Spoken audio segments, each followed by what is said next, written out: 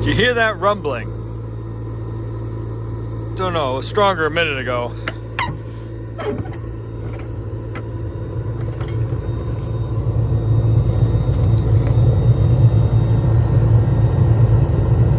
That is good gasifying.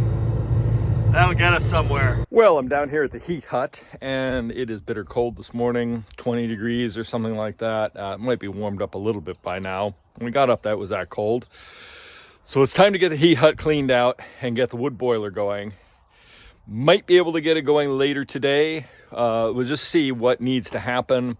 I know last time I had it shut down, it needed to be pressurized and have all the air worked out of the system. Only put this in last November, probably started it about putting it in about this time.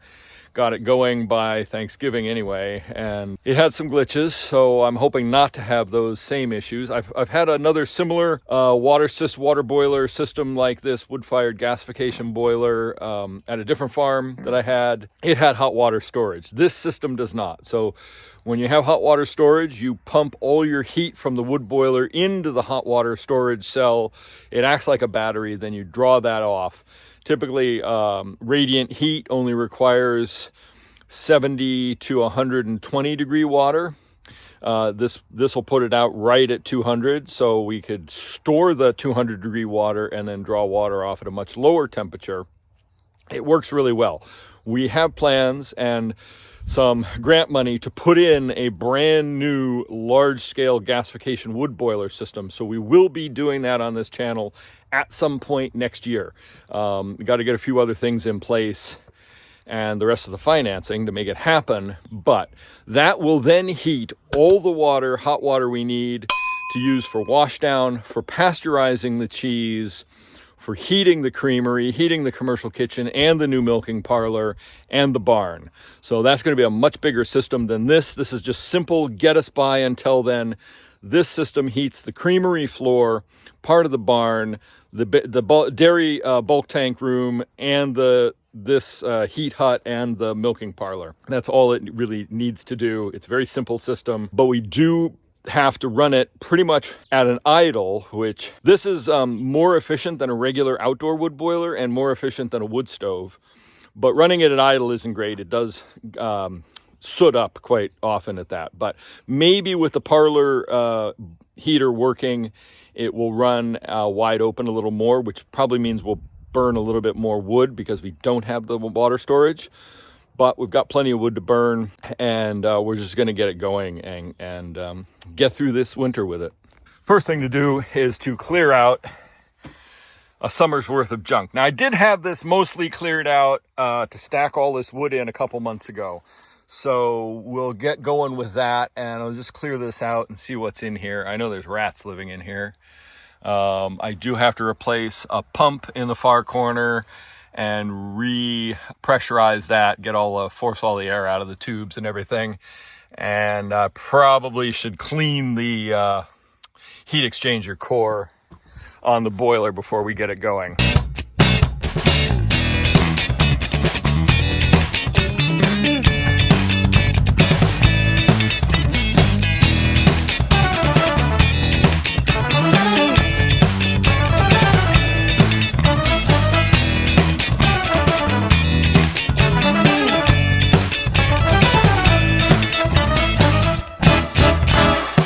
Okay, I'm in the heat hut.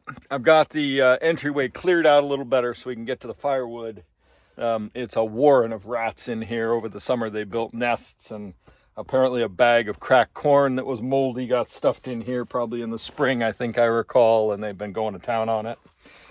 But there'll be rats coming out of my ears here soon when I fire this thing up, I'm sure. So this is the wood boiler. It's a gasification wood boiler. This one's called an Eco 40. I can't remember how many square feet it's supposed to heat. Enough for our purposes for right now. It's about a 35-year-old unit. This one's been rebuilt a couple times. It's had some damage.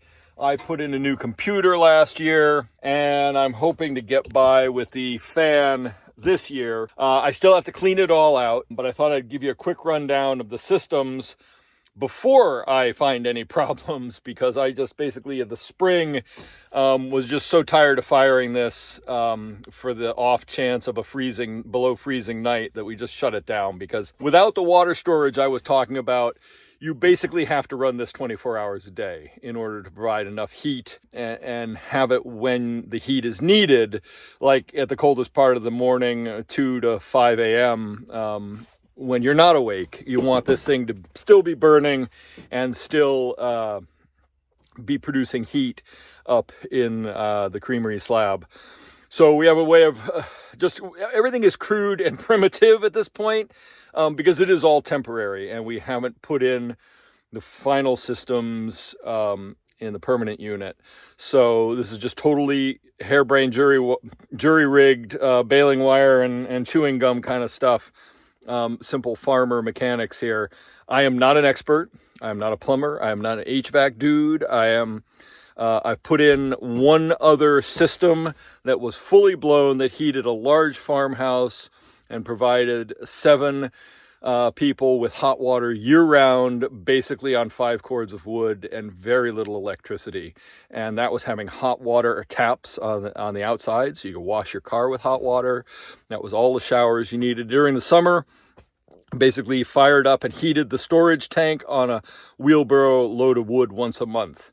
And so it's incredibly efficient when it's running right. Now, I'm not going to say that this is going to run right for me right now, because last year we had a winter thaw in January, and I shut the boiler down thinking that it would be easy to fire back up again. It wasn't. It took 2 days to get the system sorted back up. So I'm not going to be surprised when I find issues right now. Everything's supposed to be watertight and leak proof, but I'm sure we've gained air in the system somehow. And so we're just going to enter it slowly. I'd love just to fire this up and have it work, but I'm not expecting that to happen. So let me just talk through the system a little bit as it's built so you can understand it. There's a little bit of information about these on YouTube, less these days than, let's see, I put my system in 13, 14 years ago at the other farm. And so there's been a lot less information. These were commonly available back then, and I bought mine new. I bought an Eco 60 to heat the farmhouse then. They were still selling them brand new. It's harder to find this particular model. There are some problems with this particular model, or this style of wood boiler. These are actually made in Poland. They're a very good unit, but you do have to work with their foibles, and we'll talk about them as we go through this.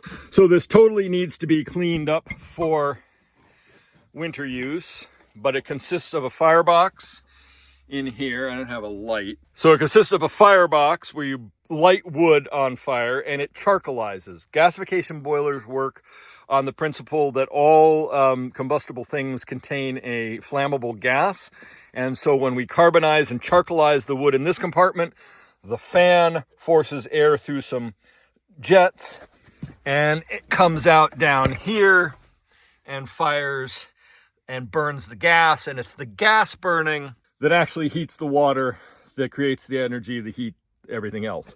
There is about a 40-gallon storage capacity inside this.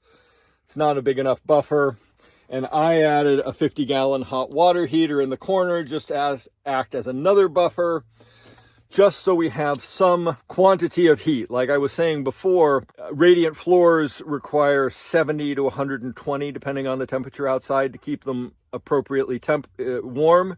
And the radiators up there and everything being equal operate at less than the 200 or 190 degrees that this will be set for. So I like to have that little bit of buffer so that if this goes out in the middle of the night, there's still at least some water to fall in temperature from 190 down to about 70. And so the creamery, which is the most important asset in the whole chain right now, that it remains warm and doesn't freeze any of the systems where we actually are living. So, and the residual heat from here passes through to the milking parlor, which is on the other side of that wall. So heating up in here helps keep the parlor warm. And then this system here, which I still have to, I've got to find where I put that pump. I borrowed it. I've got to replace that pump and repressurize that system and get that going. So we've got the boiler, and then out of the top of the boiler, Oh, that's where that cover went. I still got to unbury this. This is the cover for the fan, goes on there. Out of the top of the boiler, obviously, we have a temperature and pressure gauge, so we can monitor that. That gets checked. Every time I come in here, I look at that dial to make sure we're within parameters. Hot water comes out, goes through pressure tank, comes into my little cheapy storage tank. I take a reading of the incoming water temperature there. It's all on Celsius. So that's what we got there. And then it flows out of here, comes down. Now, normally there's supposed to be a fancy mixing valve here. I did the farmer's method. I just changed this. Right now it's set to loop the water around and around in the boiler until it gets hot enough, because you don't want the water coming, this is the return line down here. You don't want that water coming in cold enough to chill down the boiler and cause condensation, which increases its chance of rotting out.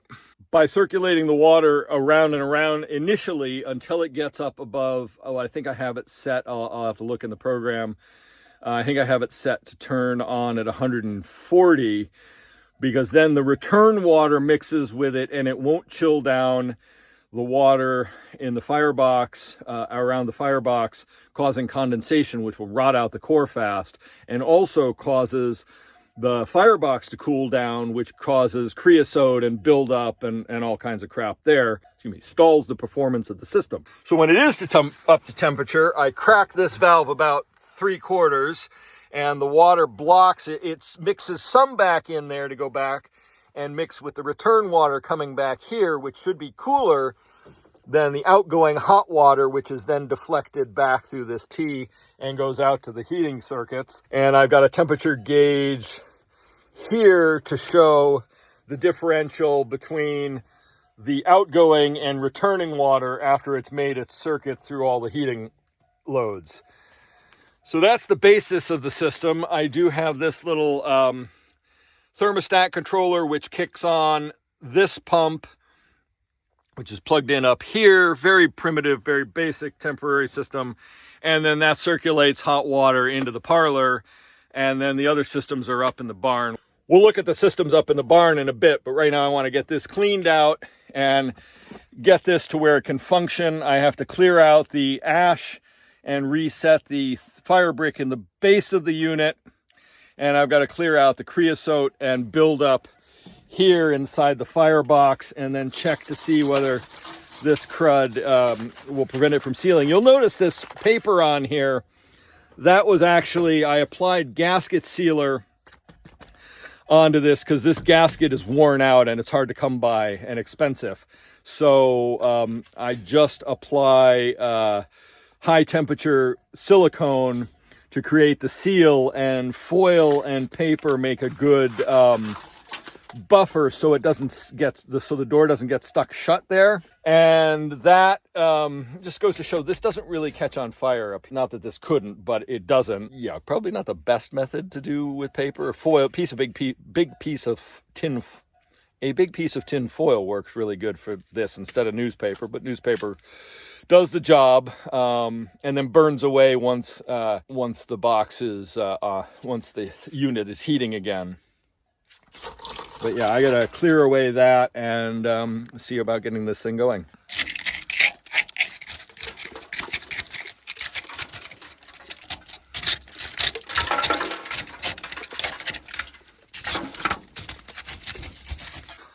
Okay, so behind and underneath this is a plate that comes off, and then the heat exchanger tubes can be accessed. This one-handed, come on. There we go. Okay, so this, oh shit, that's a piece of insulation. All right, so that's insulated. This is all well insulated, so it's not very hot. Where'd that piece of insulation go? There it is. So this comes off, and then I can clean the heat exchanger tubes. So that's next.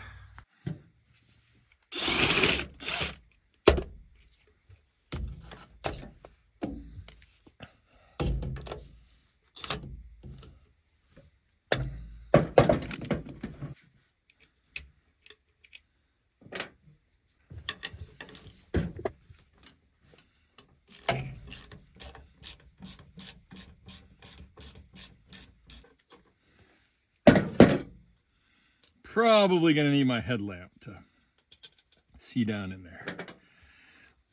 So plate comes off. Check the gasket. It needs to be intact. And then we'll have a look down inside there. I'll go get a headlamp. So that's what it looks like down in there. Unfortunately, this bar was part of a self-cleaning system. There was a handle out here. You rotated and it moved some stuff around inside here. And they were prone to failure, and I'd love to take that bar out, but it's seized and it's going to be impossible to remove. So down in there, I'm not sure you can see, there's a little hole kind of right under there. I don't know if I can get this down in there. Anyway, trust me, there's some, there they are. Those holes down in there are the heat exchanger tubes, and they fill up full of soot. And the idea is that that reduces the heating capacity of the unit. So they've got to be clean. And I've tried numerous methods. Sometimes those are impacted. And you've got to use a rod, which I have one in here, but I don't see it anywhere. Okay, I found the clean out rod. It's just a piece of rebar with a a washer rather, welded on the end of it that's just slightly smaller than the diameter of the heat exchanger tubes. And then you stuff that down in there and ratchet it around. It works pretty effective. Chains work good too.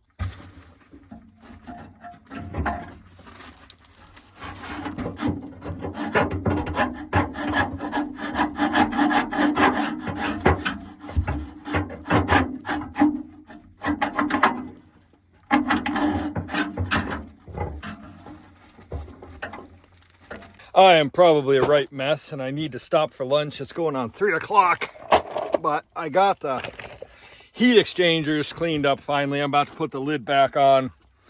One of the heat exchanging tubes was plugged solid, like solid, like I couldn't break it out. I did resort to using water, which did eventually work its way through all the impacted ash and soot.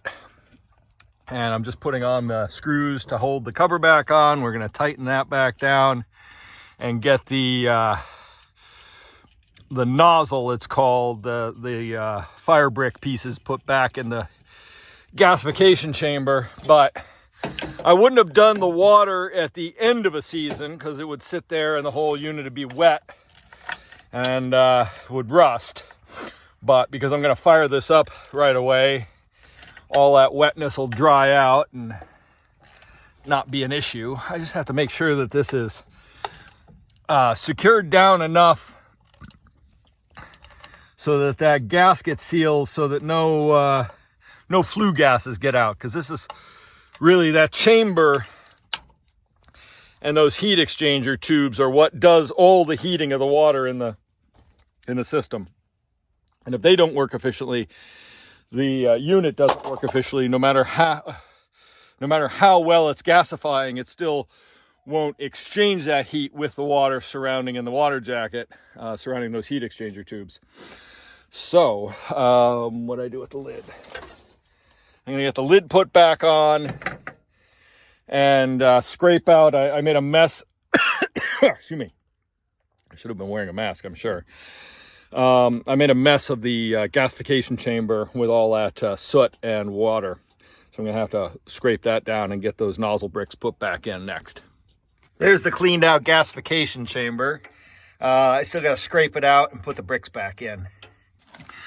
Okay, there's the fire brick put back in, and you can see that slot coming down through the floor and the ceiling there is the nozzle that the gasification gases come through and fire. You'll see this in operation soon enough, but that's that part set. And I can go ahead and close this door. Next thing to do is to charge the system with some more water just to make sure that it didn't leak or drain or anything over the summer. I do want to make sure that the hose I use to pressurize the system has no air in it. I don't want to introduce air into the system. It's a closed loop system. Any air prevents it from functioning properly and circulating and transferring heat. So it has to be completely devoid of air, purged. So to make sure that the hose is actually leaking water out of it when I connect it, so there's no air exchange put back into the system. A little bit of air will work its way out if it finds its way in, but I don't want like a big slug of air to get in the system. So that's the next step. To that end, I am actively got the water on and letting it come out of the junction here. And we're going to deadhead it. And I'm going to open up this valve, which is now sending water through the system. I don't hear it coming out anywhere else. It should be coming along this path, going all the way up, and then returning, coming back through here, and back pressurizing everything. Maybe I need to turn off. I want watching that gauge for moving. I don't want it to go over 20 pounds, and it's still at 0, so something's not quite right. There we go. I turned up the valve fully. There we go. We're starting to get a little pressure. I don't want to put too much in. 20 is the maximum. We'll wait and go to about 15. There we go, 15. Turn the valve off there, turn that valve off. I'm going to leave that connected for the moment. I do notice there was some air coming out of the air purge valve there.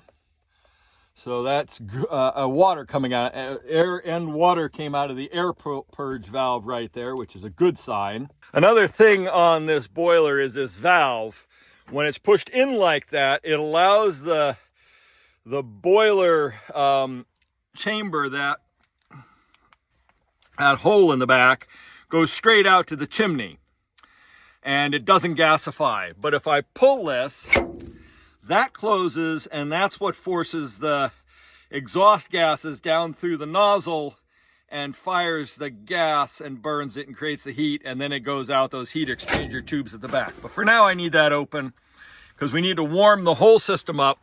And as the whole system warms up, it'll start heating the water and the system will start kicking in. So I'm going to lay a fire and light it, just a small one, just get things warmed up, see where we're at, see what kind of pressure we achieve, and start, that'll allow me to start taking readings and temperatures and see what's happening up at the other end. Okay, I'm just gonna close the door a crack. I don't want to fill the room full of smoke and let that draw. Next, we're gonna turn on the power. Oddly, it's telling me it's running the pump. I'm not sure why. Gotta throw this valve. That'll just circulate the water through the jacket and around the system, help work the air out. I use these variable speed pumps. That's not a good sign. It just went down, and there we go, 2 gallons a minute. It's working some air out of the system, I hope.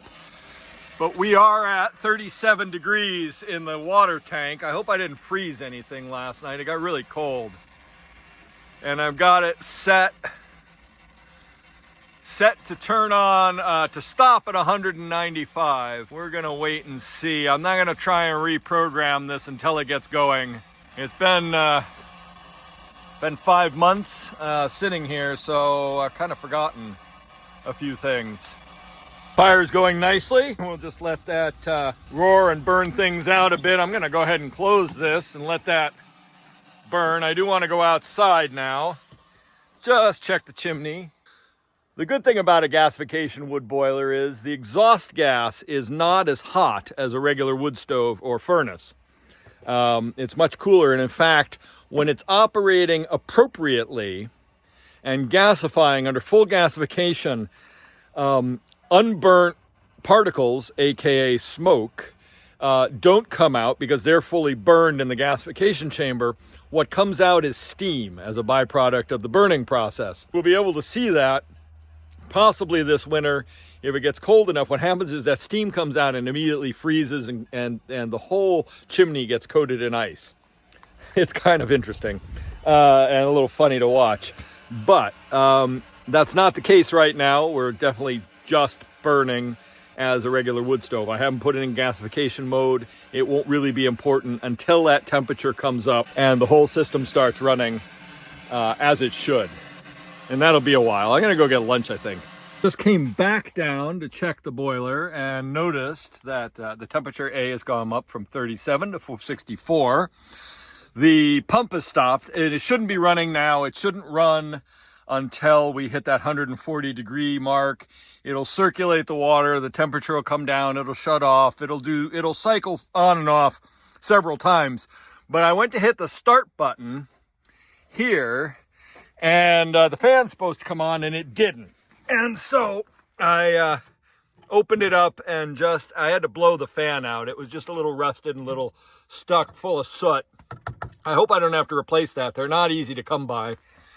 I'd like to get through this heating season as it is. I also checked the two temperature gauges just to get a baseline, because once this is up and running, we'll want to see the difference between the outgoing water going up to the buildings and the water circulating around and around here. Fire's going nicely. So I'm gonna put the fan back together. I gotta put this back on here. I actually forget, I think it was at about 30%, maybe about like that. Get the wing nut on here, and then I can, still haven't had lunch, get this set up to actually function as it should. Ideally, this thing, once you start it, as long as you keep wood going to it, you should never have to relight it again. But I doubt that's going to be the case. I may have to, I may have to adjust this a little bit during I'll give it more air than not. Let's turn this on. Okay. The computer controls the fan speed, and I forget what I have it set at. I think at the end of the season I started upping the fan speed, but we'll let it get going, get it through a burn, and then start making adjustments. These things are fairly delicately balanced, certainly as the way I'm operating without heat storage. So once you get it dialed in, you don't want to mess with it. And last year I had it dialed in perfectly. It was really just humming along and operating quite smoothly. So I'm hoping that'll happen again this year. Here it is, gasifying. Not well, but it is still cold. And so that gas is burning, and that's helping get the temperature up through the heat exchanger tubes and the water-filled jacket. Now when it's really gasifying, that'll be white hot in there and solid, steady blue flame. The door is leaking a little bit of smoke, so I'm going to have to reseal that. It's that's partly why the gasifying isn't going as well. But we are up to 129 degrees Fahrenheit, so that's got to hit 140 before the pump kicks on, circulates the water. That'll cool it down. It'll cycle on and off like that for a few times over the next several hours. So we're just kind of in a holding pattern until that warms up, and I can see where once it starts pumping hot water up to the other building, that's when we'll see whether it's actually all the air's bled out of the system. But for now, boiler seems to be working pretty good. I'm gonna clean up the rest of the stuff I pulled out of here and put it away. It's getting dark. It's almost 5 o'clock, and time to start thinking about feeding the cows and getting ready to milk. Up to 131 already. So yeah, this is just gonna tick over and climb. I'm gonna monitor it through the night until bedtime, and then it becomes the daily cycle of loaded first thing in the morning, like very first thing in the morning, 5:30. Make sure it went overnight, everything's okay. Get it fired for the day. Shouldn't have to, but I always check it mid-morning or at noon. And then again, about milking time in the evening, 5:30. And then 11 o'clock just before bed, check it again, restock it, make sure that it's all ready to be fired overnight, and then start all over again. That's the cycle for the rest of the winter. Do you hear that rumbling? don't know, it was stronger a minute ago.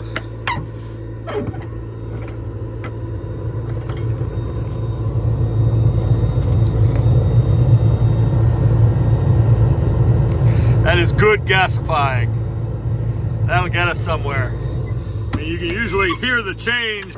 So I'm back down here. I checked on it a little while ago before I fed the cows, and we were at 147, and that was reading 27 degrees Celsius, about 80 Fahrenheit.